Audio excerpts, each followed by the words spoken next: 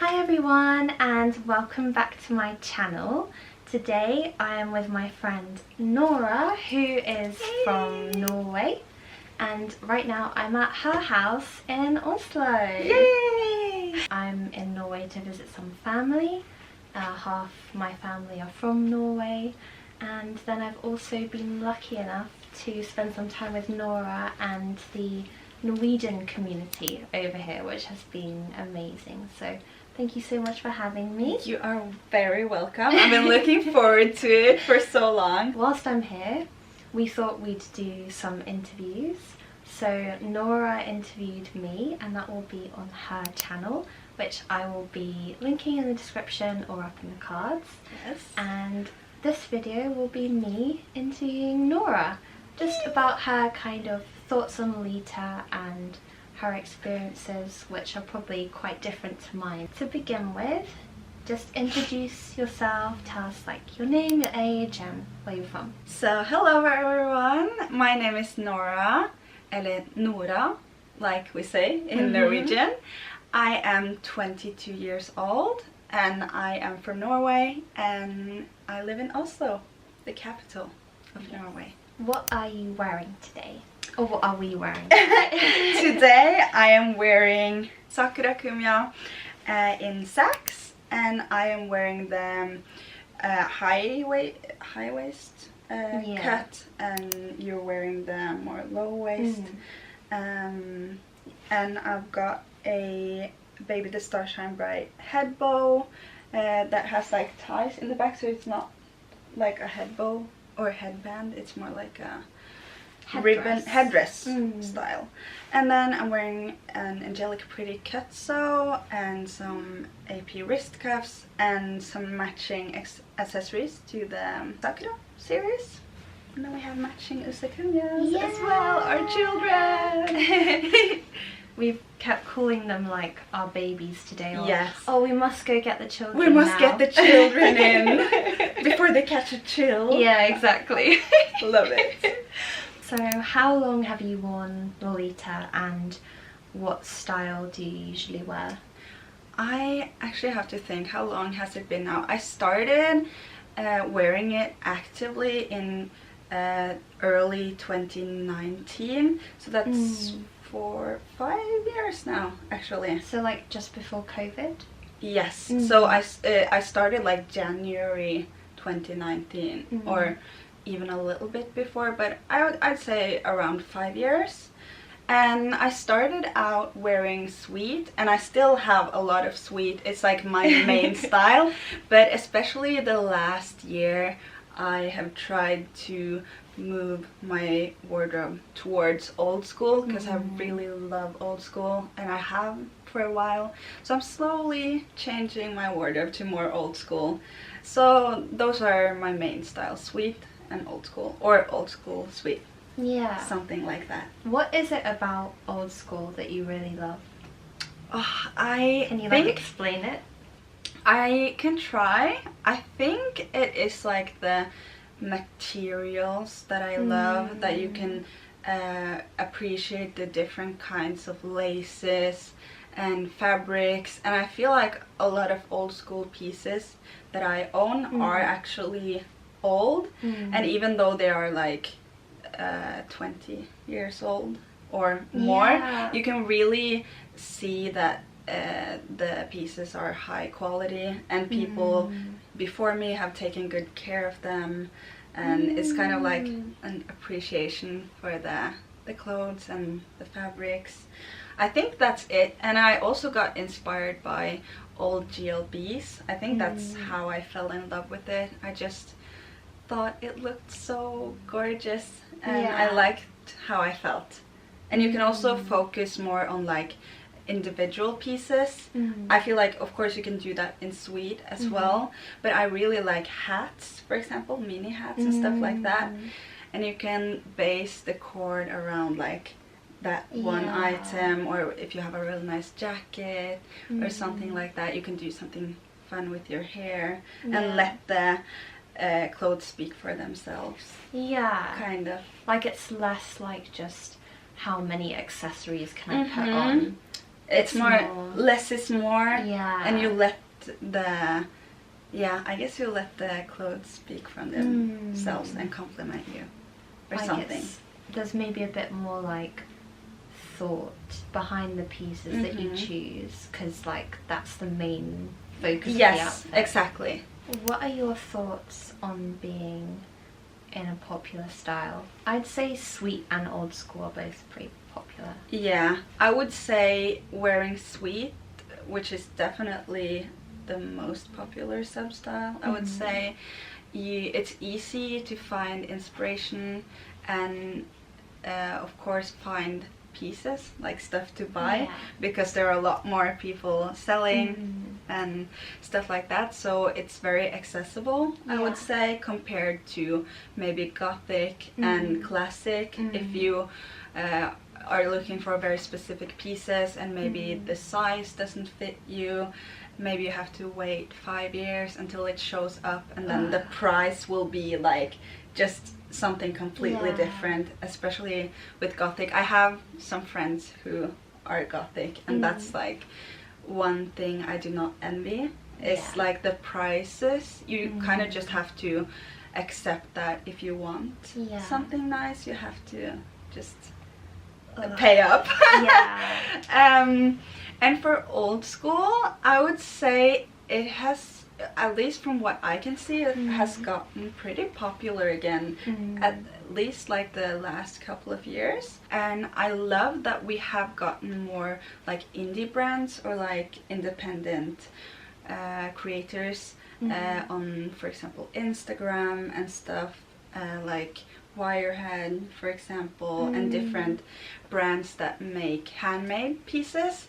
And I really love that, because then you can really see that they appreciate every piece that they make.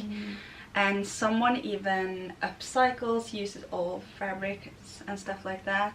So that's definitely a positive thing. I guess one thing that could be negative is something you also said earlier when we did your interview, that you could be perceived as pretty basic. I mean, that it could, not that it's boring, but you know, if you have a different style that's not so popular, people see it as more, ooh, cool, alternative or something different.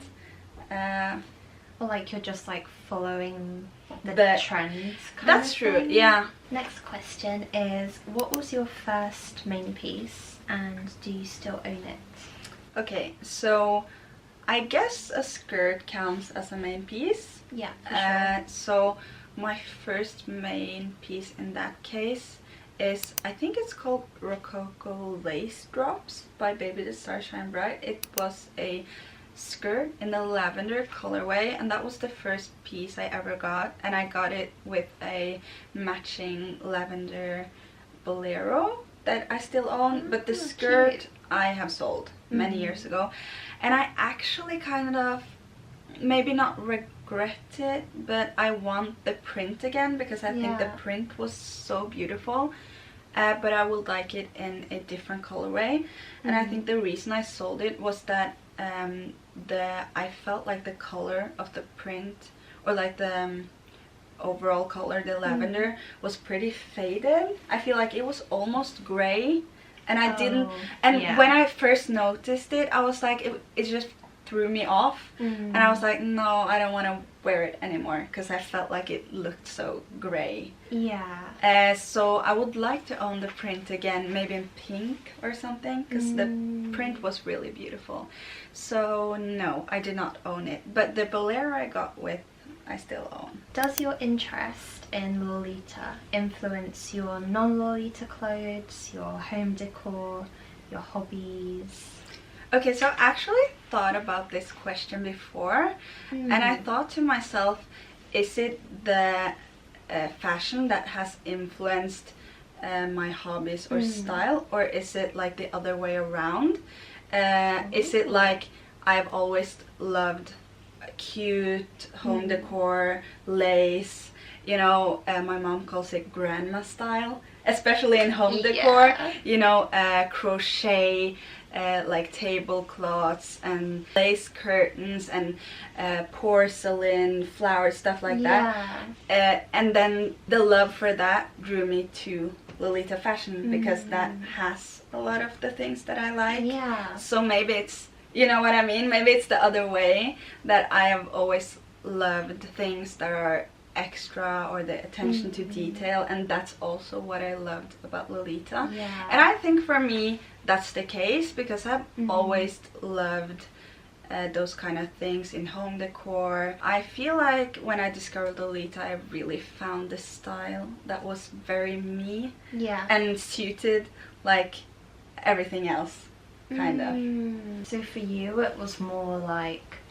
just things you already love was what kind of attracted you to Lolita? Yes, that's what I was thinking, perhaps, because I don't feel like my love for those things came after I discovered Lolita. It was always there. Are you part of a local community?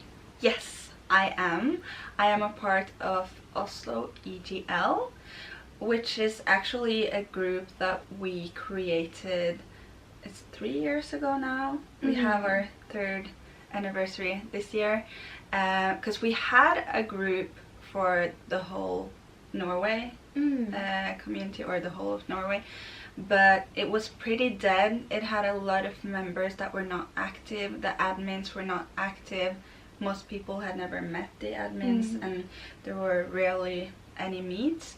So we decided to make our own group that's Oslo based and a bit more active. So we're a bit stricter about actually being active in the group, so that we can prevent dead groups and nothing happening.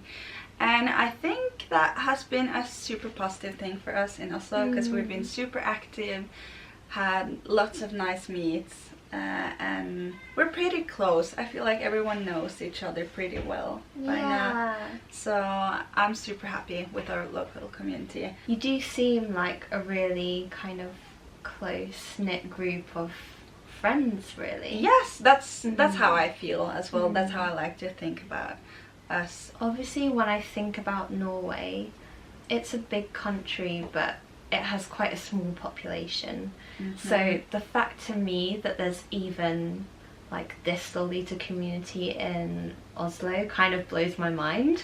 We actually get that a lot. People are very surprised when they talk to us, and they're like, "Oh, there's more of you? Are you like more people doing this?" And even I've gotten comments on like social media and stuff from younger people being like, "EGL in Norway? Oh my god, I didn't know Norway had drip. Oh my god, another Norwegian Lolita." Yes, I've gotten that. And like, I didn't know there were any Norwegian Lolitas and stuff like that. Would you say that there are many Lolitas in the rest of the country? I have actually gotten that question a lot too, and the honest answer to that is that I don't really know, because some people have asked me also through social media, like, do you know if there are anyone in Bergen or in Trondheim? And I don't live there, so I have no idea. And we do still have the Norway group, and someone posts there sometimes, but I do think there are some other small communities, but I don't think they're very active. In that case, I think they would have reached out to like the bigger groups, and we would know about it. But I know that there are definitely some Lolitas out there in the different cities around Norway. I guess it makes sense though, because you're in the capital city. Yes. And like from my experience traveling around Norway, it's quite rare to see kind of alternative looking people outside of like the big major cities. Yes, it is. It's a lot more difficult to, from what I've heard. I was born and raised in Oslo, so I couldn't tell, but from what I've heard, people I know growing up in smaller cities or like the countryside, it's completely different, and it's a lot harder because you stand out a lot more, and it takes takes a lot of guts, I think, to stick to your personal style. Do you think people are like less open-minded about stuff like that? Yes, definitely. And that's just looking at it as a whole. Because, yeah, I think that's more of a fact. It's not that it's not that the people living there are more judgmental. It's just you stand out more. So it's bound to be that way. Whereas in Oslo you have so many different kinds of people and styles that it's so normal for people. It's more normal, so people don't react as much. Have you noticed a change in the community's values and beliefs since you joined? So I have not been a Lolita for as long as you have. So I only joined in 2019, like I said. So I would not say that I have noticed a change of values or beliefs since I started, because I think it was so recently that not a lot has happened since then. And you also had 2 years or a bit more of COVID, and I feel like those years were kind of just like not much happened. So the time kind of froze a little bit. So I don't think so, but we did talk about like in your video that I know that the values have changed since like maybe 2010 and stuff. I think a lot has happened since then. So from like the 2010s to today, I think a lot of values have changed, even though I wasn't a part of the community then. Even I have like noticed that.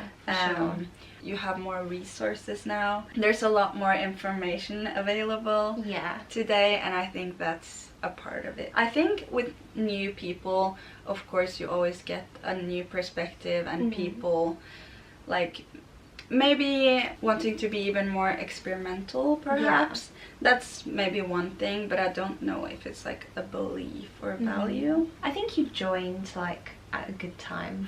I think so too, because I've had so few negative experiences, and that might just be me being lucky, but I have, you know, Lolitas have this stereotype of being, oh, they're so mean, there's so much drama.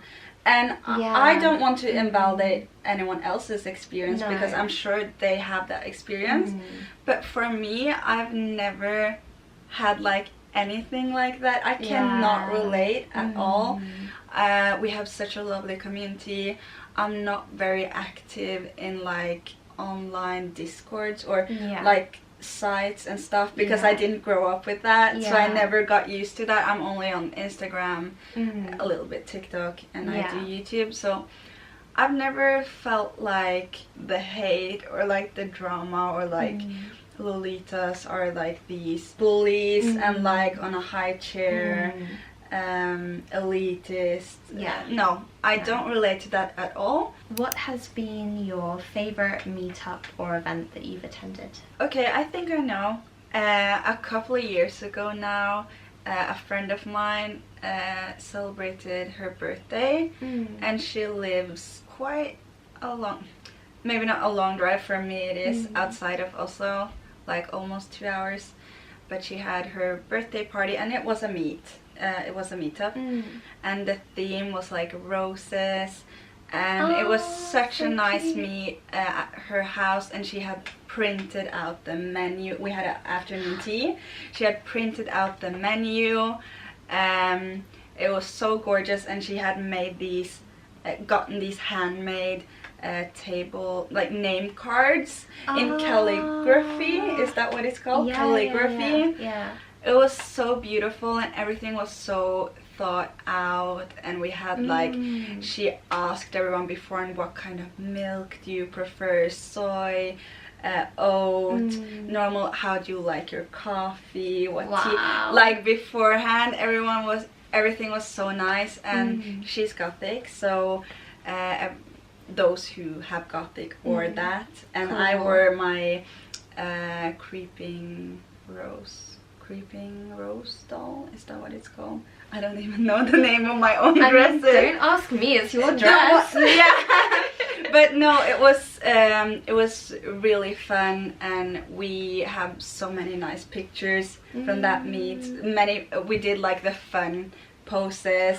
I think I've seen those. She did like the Jesus pose, and everyone was like, I'm gonna put these in the video. Yes, So, yeah. please. So I think that might be my favorite meet, actually, because it was just so cozy, and yeah, I feel like I host a lot of meetups, and I of course enjoy the ones I don't host myself more, because then I can actually, not that I don't participate in the meet otherwise, but when you're hosting, you kind of have to make sure everyone else is having fun. You have to like do stuff all the time. At least I guess you don't have to, but I have a lot of meetups at my place. And I'm not complaining. I like hosting, but I just think I tend to like other meetups more, because then I get to relax, and you can enjoy it, because then you don't have to like prepare for it and then like tidy up afterwards. Yes, I can just come and leave. Yeah. So I would say that was my favorite. Shout out to Laura. She's also on YouTube. Dread Romantic. Yes, check her out. I will also link her. Next question. How has wearing Lolita changed you or your lifestyle? I don't feel like it has changed me, but I guess I could say that I feel like I finally found a style for me. So I feel like myself more than ever now. So that's kind of how it has changed me. I really feel like myself, and I feel comfortable and happy with how I look.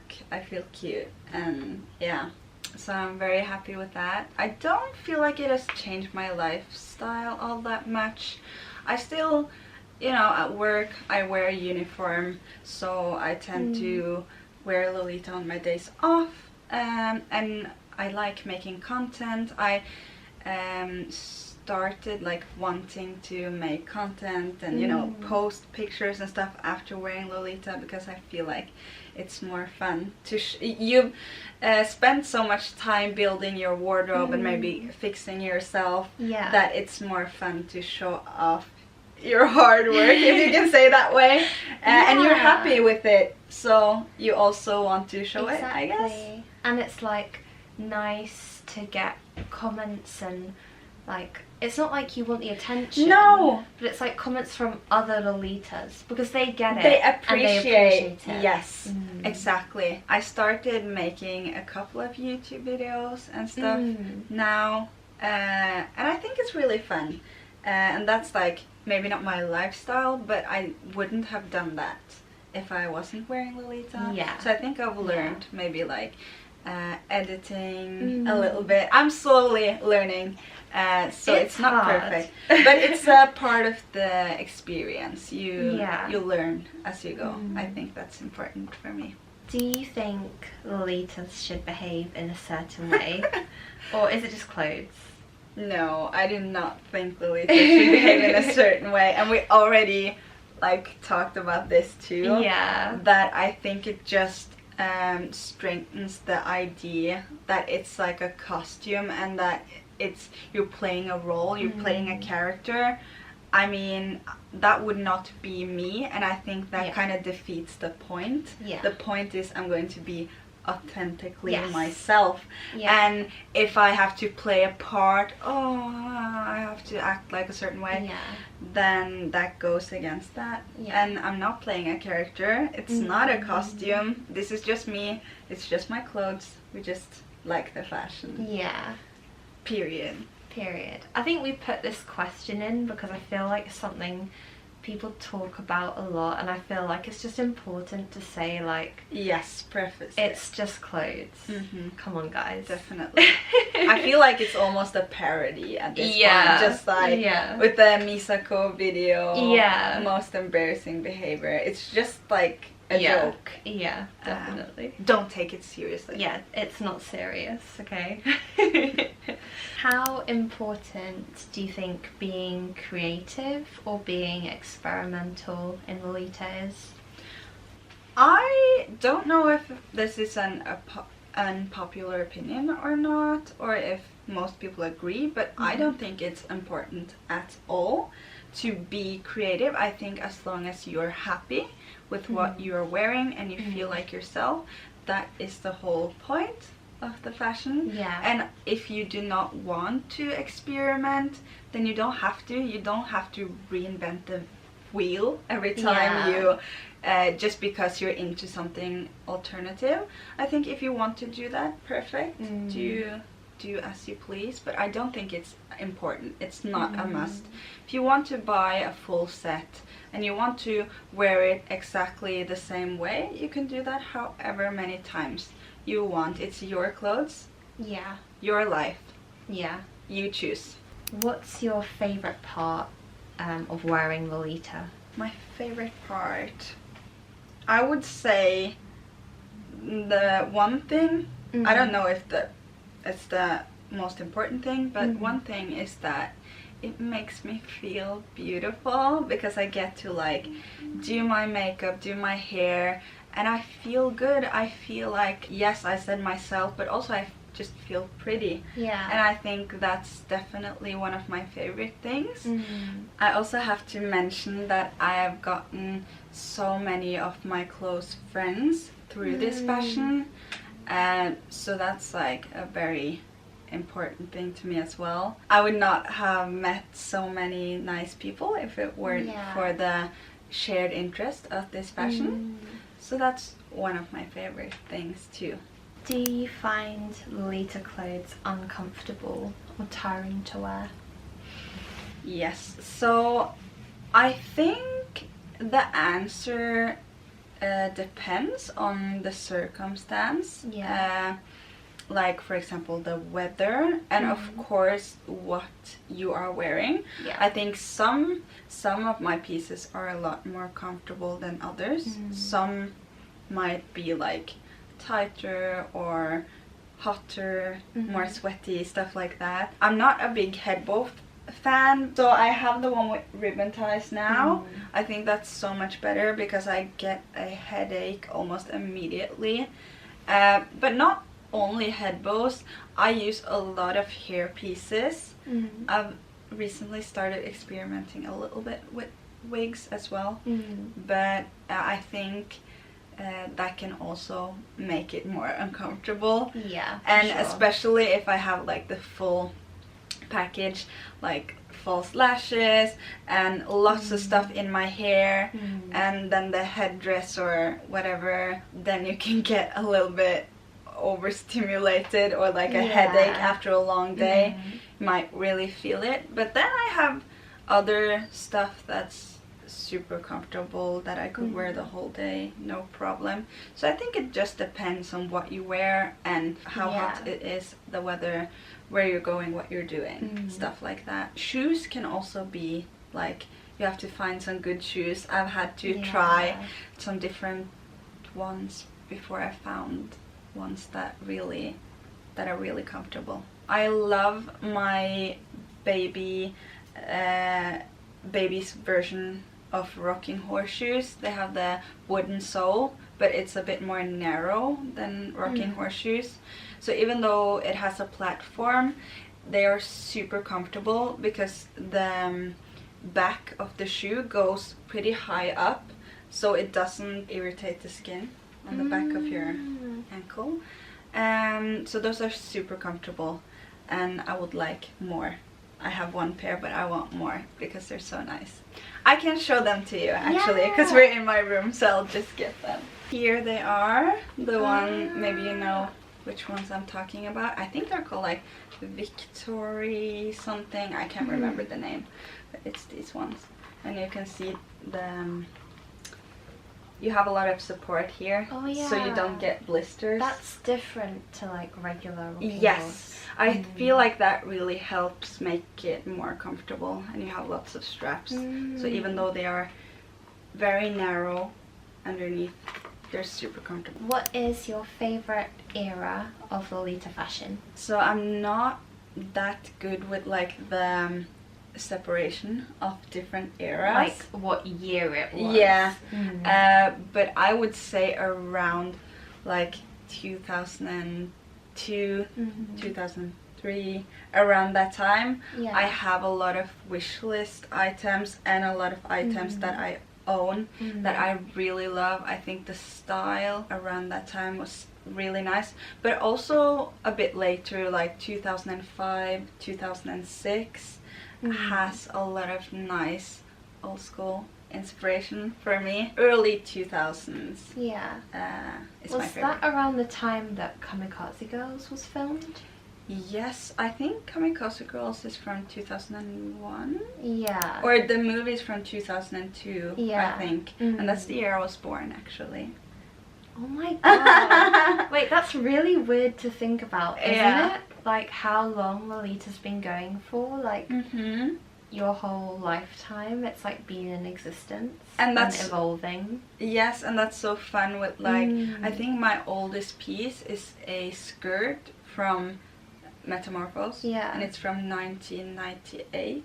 So it's from before I was born, and I think that's fun to think about. Yeah. And that's it's really such cool. Yeah, and it's such good condition still. I think it speaks about how Lolitas take good care of their clothes because they appreciate them more. Yeah, I think I've got a skirt that's from like 99 or 2000 and it's like still in really good condition. Yeah. And it's pretty cool to think about, like, it's not like vintage, but No. it's gonna be one day. Yes. And I'm looking after my clothes, you know. And in Lolita years, I think it's vintage. Yeah. Because for Lolita, it's a bit different, I feel like. 'Cause Yeah. it's harder to find the very limited amount of stuff that they sold. Yeah. And then you find it still after like 25 years or more.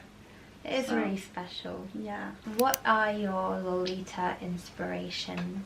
I do get a lot of inspiration from old GLBs. That's probably a very generic answer, but I think there's so many nice shots and the old advertisements.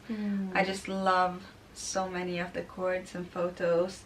It's definitely a style inspiration. It's so fun to see some of the pieces that I own in the old magazines. I'm like, oh my god, I have that. Oh my god, that's the one I have. The other thing is also very generic, but through Instagram and looking at other Lolitas and getting inspiration from their cords. And of course the brands releasing new stuff, even though I don't always, or I rarely buy something new, but I still get inspiration from looking at like how they style stuff and things like that. Even when I have my down periods with Lolita, I feel like most Lolitas have that. Especially in Norway, every year when winter time comes, it's a bit harder to wear Lolita. It's like snowy, muddy, slush out on the roads, and it's just a bit harder, and maybe you don't have as much motivations. And it's always like the online community and looking at other people that gets me back into it. So I always come back, and then by the time it's spring, I'm like, oh, falling in love all over again. Even at times where you can't really wear it because of the weather, I live through. You still like look at stuff online and your GLBs, and through that kind of media you get that inspiration. And I kind of live the Lolita through other people when I'm not wearing it myself. And I never stop like looking at it or looking on things online, thinking about it, dreaming about it. Yes. Really. Yeah. True. The final question is, what's your image of Lolita perfection? Ooh, I don't know if I have one specific image. If we're talking image, like an actual image of something, but I have a couple and I can show them. This is something I would consider image of Lolita perfection for me. That was the dress I was talking about earlier. I got the MTO from a couple of years ago, and I also have a similar headpiece and similar shoes. So to me that's as close as you get to perfection. You should try and kind of recreate that photo, but like with yourself. I thought about it. There's a different photo shoot with this dress and the bonnet that I have. Yeah. Actually. And I've thought about it. I should have like a little photo shoot. Definitely. And recreate it. Yeah, that would be so cool. Yay! Then you can become that Lolita perfection. And I have to say, I feel like I don't really strive to be like perfect, or I don't really have any goals like in that sense. Yeah. I feel like I'm very happy with where I am now. So I'm super happy with my wardrobe now, and I like my style now, and it might change, but I don't feel like I have any goal that I strive for. I just live what I like now. Yeah. I think that's really nice. I think that's like the best way to be. Just being like happy with what you have and like secure in your own like personal style. Yes, definitely. I think that's really important. Thank you so much for answering the questions. It was really fun to do this with you, and thank you for giving me the chance to answer the questions on your channel. Of course, and likewise, it was really fun. I think we had some nice conversations. Yeah, definitely. I think like this kind of content is what I really love seeing on YouTube from other Lolitas, different Lolitas talking about their experiences. Oh, same. I actually saw someone post on like a Facebook group. It was like, what YouTube content would you like to see more of? And someone said, I saw multiple people said like interviews and stuff. Yeah. So I thought it was a nice idea. And it's nice that we could actually do this in person. Let me know if you like this video and if you want to see more collaborations in the future. Hopefully I'll be back at some point and maybe we can make some more videos. Oh, please. I would love to do that. That would be amazing. I will link Nora's channel down below and her Instagram and anything else that we've like talked about in this video, and of course the video of her interviewing me on her channel. We did take a few of these questions and some inspiration for these questions from a video from Pink Fake Flowers, so I'll link that also down below because she did some really interesting interviews on her channel. Thank you so much for watching, and I'll see you in my next video. Bye! Bye!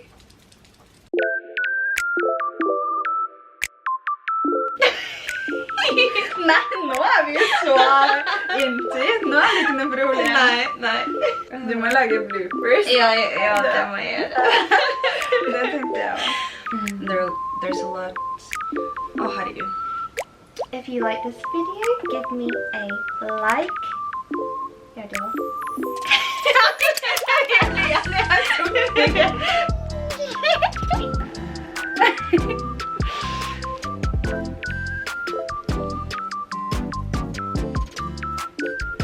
Å, det må være outro.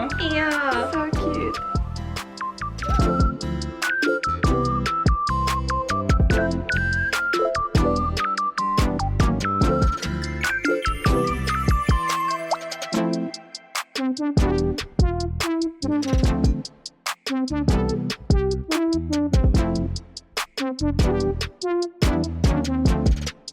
Thank you.